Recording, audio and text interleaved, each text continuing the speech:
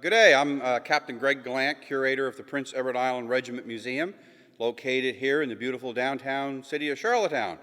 And our session today, or that we're going to talk about today, is guidelines for the preservation of flags and banners. Flags and banners and colors, as sometimes we like to call them, have very unique preservation and conservation needs. In this presentation, I will try to give you some helpful advice. So the very first thing you need to do before you do this is do some research, do your homework before you attempt to display and or store your flags. The number one is to inspect the flag and banner before it's taken into your museum for any signs of insect damage and mold. The other thing is you want to look at the overall condition of the flag to see what route that you would have to go. The next thing is to consult a trained conservator before you attempt to clean it. Cleaning procedures are non-reversible and should be only undertaken with extreme caution and should only be done when necessary. So again, try not to clean your flag. There is some options that you can do with a conservator. There is ways that they can hand wash them or do like a sponge cleaning or whatever, but that should only be done by a trained professional.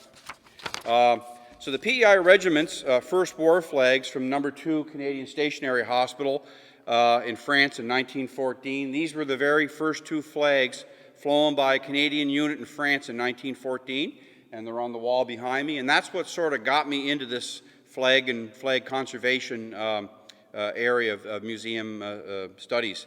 So I will talk about those a little bit later on in more detail. But that's our PEI First War flags. So the first segment is general care, and it's basically all organic materials are damaged by the exposure to sunlight, air, high temperatures, moisture, and chemical pollutants and others.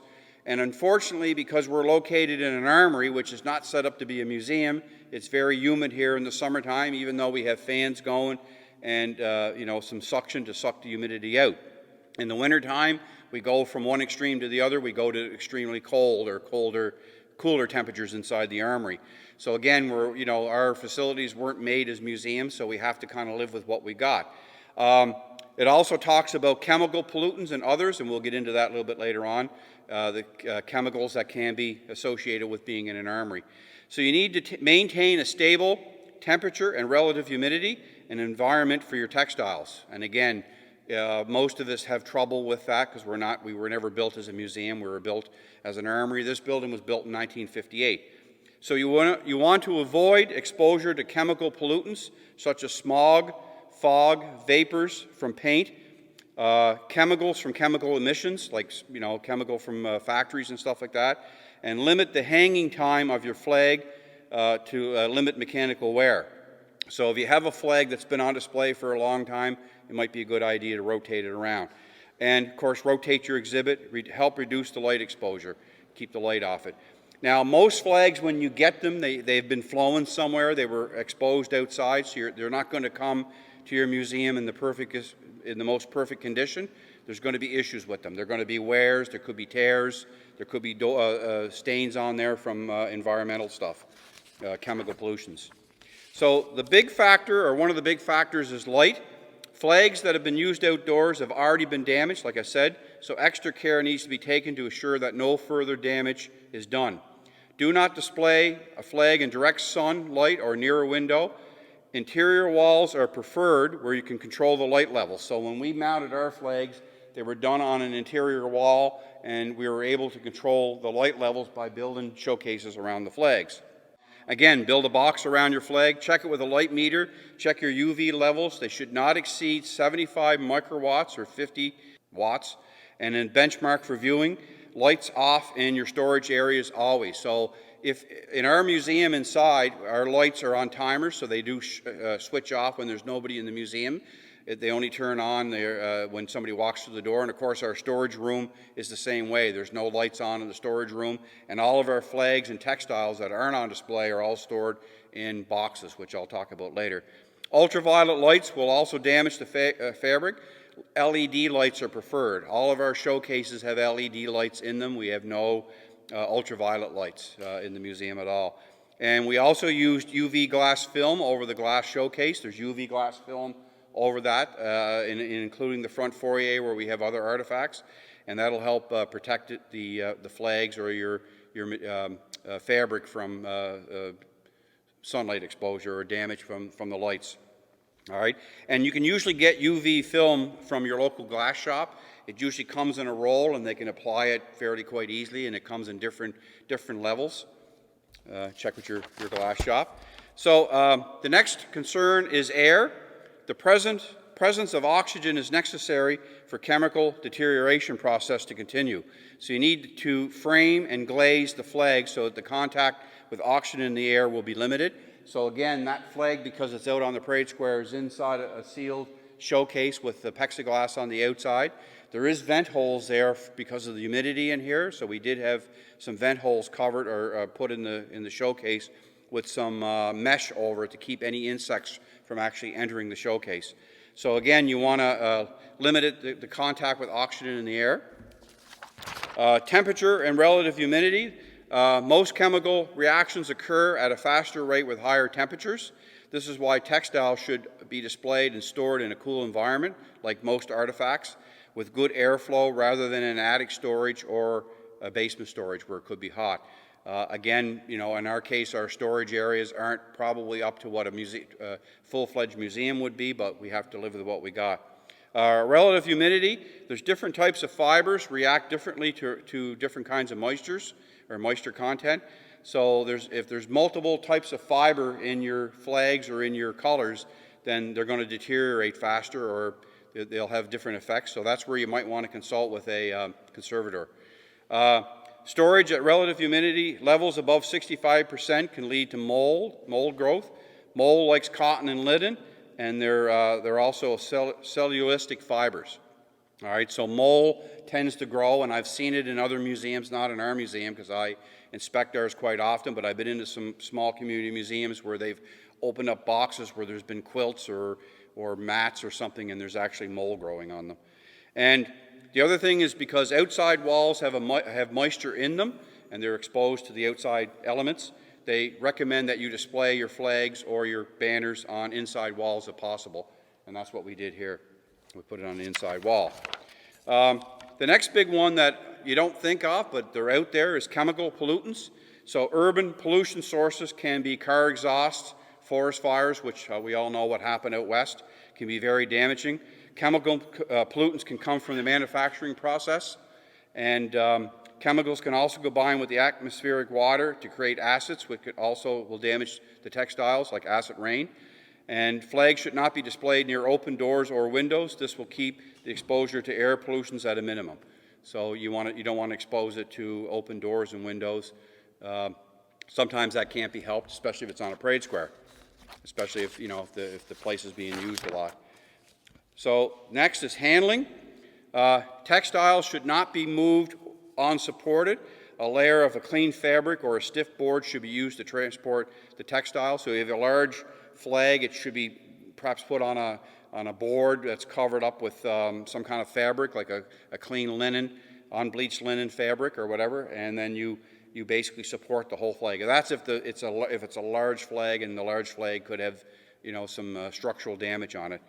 Vacuuming. If a textile is in sound condition with very few breaks or losses, no shedding or fibers or no loose paint or embellishments, it can be vacuumed. So you would want to vacuum using low suction and use a piece of window screen or nylon or fiberglass to keep the vacuum from actually snagging the flag. So again, you can buy through Carl McLean those conservator's vacuum, which you can adjust the temp or the suction on the vacuum, and that's probably your best solution. I don't think I would want to use a shop vac from Home Depot. Cleaning is not recommended, so that it is not recommended that you try cleaning the textiles other than vacuuming them. Cleaning should only be done by trained professionals. So again, you don't want to try cleaning it. You don't want to throw it in the wash machine. Maintenance. Good housekeeping procedures will help prevent damage, or at least help prevent damage, or at least help you prevent it. Inspect every 6 months to look for any changes. Take pictures of the flag. Take pictures. Lift up the collars if it was a tunic. But you can lift up the flag to look behind it to see if there's any color variations between the flag and what it was mounted to, if there's any shading or shadows. Vacuum, clean before they go back into storage, and avoid stacking textiles on top of each other. You don't want to stack a whole bunch in a box and then put it into storage. It's not a good idea either. Refolding textiles. Textiles in good condition can be folded for storage. Wool, linen, and unglazed cotton are good candidates for folded storage. Textiles are only folded, if possible, along the seam lines, on seams, and all folds should be padded with acid-free tissue, stock netting, or tubing stuffed with inert material such as polyester batting to keep the folds from crushing under their own weight, and inspect every 6 months. So basically in the lesson we talked about folding a flag, and what they recommend is that you fold it along a crease or a seam. So on this sacrificial Union Jack that we have here, there is a seam right here that kind of runs across this way here, and they recommend that you take the tissue paper and lay it like this, or quilter's batten, so that when you bring the rest of the flag up like this, it rests here. And what you're trying to do is you're trying to prevent any new creases. Like you can see here, there's a crease here from where it was folded before. Probably when whoever it was that owned it at one time probably had it that way. So you would fold it like that. The other option besides the tissue papers, you can use quilter's batten and layer it with the quilter's batten. And then you can bring up the other rest of it, the other side of it up. And you can do the exact same thing on this side and put some tissue paper along this back side here. And it doesn't hurt to put, more than enough. I mean, this stuff's not expensive. You can get it through Cara McLean or local packaging store. And bring the flag up like this with your tissue paper. So you can see here the idea, and I may have done it not quite the way a conservator would do it, but I'm sure somebody might critique this, but you can see here where it's kind of puffy, and this is what you want to do. You want to keep it, keep it upright, and then basically you very carefully take it. You could have done this on a piece of foam core that was cut the size for the box. That way you would pick the foam core up and set the foam core or the mat board inside the box, but I don't have that with me tonight, so I'm going to pick it up just like this, and that's how she would get rested or put in the box, is just like that. And as you can see, this particular box is an archival storage box from Cara McLean, which is more than big enough for it. And, it could certainly take another flag. I wouldn't put anything larger than what this one was. This wasn't a very big flag. Some of them, the real big flags can be rather heavy. I would just put something smaller, maybe some small banners or whatever. And you would do the exact same thing. You would take your tissue paper and you put your layers of tissue paper in over the top of the flag, and then lay your next flag down on top of that, just like that. And of course, label the outside of the box as to what's in the box, so that way you don't have to keep opening it and people don't have to keep peeking to see what it actually is. And a picture of the flag on the box might help as well. When you box it up, or when you store it, if it's a rare flag, you probably would only end up getting the one flag in the box, especially if you layer the flag with tissue paper and that sort of stuff, and the quilter's batten to keep it from having any seams. Stacking textiles. Wool is more resistant to folds and crease damage than silk. Place the more fragile textiles on the top if you're stacking a couple. And I know, like this box here is what I would use, what we use for storage, so you could probably get 2 or 3 in there. So if you had the better ones at the bottom, if you will, and then the ones that are more delicate at the top. And you could even put some acid-free foam core or mat board in there as separators to separate them if you want. The best way to store textiles is using a PCV pipes or acid-free tubes that you can purchase from Cara McLean. That's what they prefer. So you want to cover the tubes with mylar, which is the clear plastic, the same stuff that we Army guys use to cover maps that we're going to the field with. And cover the tubes with mylar and a safe conservation tape. So you would cover the whole tube with the mylar with a 2-way tape, and then roll the flag up loosely with a washed cotton cloth. So you would take a cotton cloth, like a cotton bed sheet, if you will, and take the flag and roll it up really loosely, all right, with that on the tube, and then cover it with a War's cotton cloth, and then hang on a rack, and then tie the ends in the middle up with cotton twill tape. And there's actually a picture in my slide of to what it should look like. So you can see here at the PEI Museum and Heritage Foundation, we worked on their textile collection as part of this reorg Atlantic they called it. And you can see there on the big table, they're getting ready to roll up some rugs and quilts, and they actually rolled a couple of flags. And then on the next slide, you can see how they took all of the flags rolled up in the cotton on the tubes and then hung them on a chain on hooks all the way down. And it was a good way to store all these flags. And then you take a donation tag or a tag and you tie it on the end as to what the flag is, when it was rolled, any notes that you may want to put on that flag, so that when it comes time to unroll it, you would know exactly what it is that was in there. As part of this reorg Atlantic, when we did some textiles and when we actually rolled them to put them in the tubes, we used a stairwell in a museum in Truro, and what they did is they hung the flags down the stairwell, or fabrics down the stairwell. It was a good place to store stuff. They just had to make a bracket to hang these tubes. And what they recommend, as I said before, is a PCV pipe, and you cover the PCV pipe with the mylar, and then you roll the cotton over the PCV pipe, and then roll the whole flag up on the PCV pipe. And then, of course, make a slip cover or a bag to go over the whole thing, and then tie it off.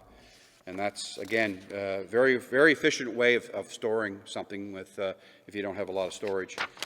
And then make acid-free tissues, buffers for storage boxes. So what they did there is they took the tissue paper and the quilter's batten, and they made almost like a little pillowcase for the flag. It's kind of hard to see in the picture. And then what they did then is put it under the flag as they folded it over for storage, and it kept it nice and light and fluffy, if you will. So that's pretty much it in the presentation. The sources that I used for this was the Canadian Conservation Institute, CCI, which has a lot of stuff up on their website that you can actually download or print off. The Smithsonian Institute in the States had probably the best information, because the Americans love flags, and I mean, they had a whole section just on flags and banners. And of course the PEI Museum and Heritage Foundation, which I took the Museum Reorg Atlantic course with. One of the reasons why we did this here at the Armories was to show you the flags that we had restored, how I get into this in the first place. The two flags, the Geneva Red Cross on the bottom and the Union Jack, were the very first two flags flown over a Canadian unit in France in World War II, number 2 stationary hospital.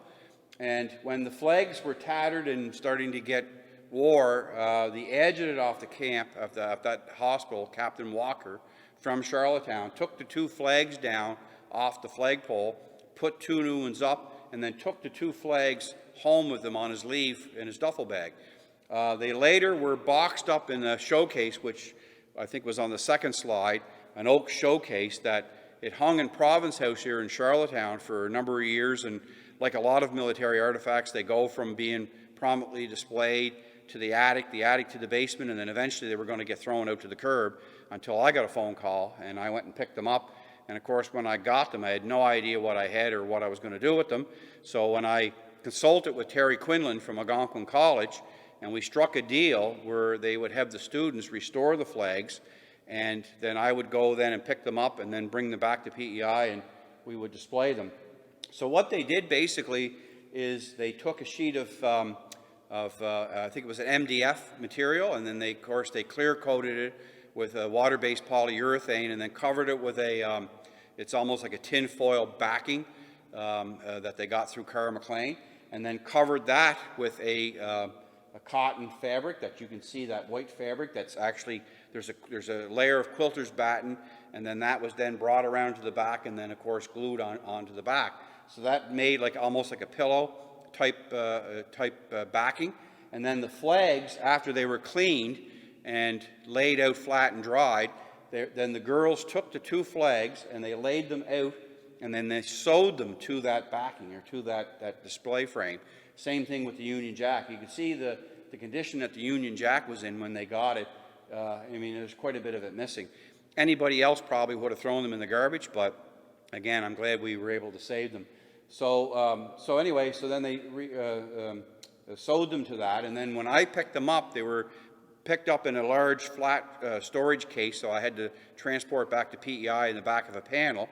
And then under their recommendations, I built the 2 boxes that they fit into, that we bolted them to the wall. And then, of course, we covered them with plexiglass over the front. And then I put drain holes, or not drain holes, air holes on the bottom to equalize the humidity. I was scared about the humidity in here. And, of course, I put some mesh over there to keep the insects from getting up inside. And that's how they are. Now, ideally, they passed inspection with a UV meter. There is a skylight above, but it's not directly over them. And because they're in the glass, they don't get any direct sunlight. And people can't touch them. Although they walk by them, they can't touch them. And, of course, the lights are out in this building most of the time anyway, so they don't get exposed to a lot of daylight. But we're so happy to have them and get them back. And, of course, like anybody at Algonquin College or any conservator, we were given a full report on the treatment of the Geneva Red Cross and the Union Jack on exactly how they cleaned it and every step, like detail in every step of the way that they did. And again, they did a phenomenal job, and it was all free of charge, although it did cost the museum some money for materials and the transportation up and the for me to go and pick them up. The Regimental Association paid for it, so yeah. So anyway, that concludes my presentation. Thank you.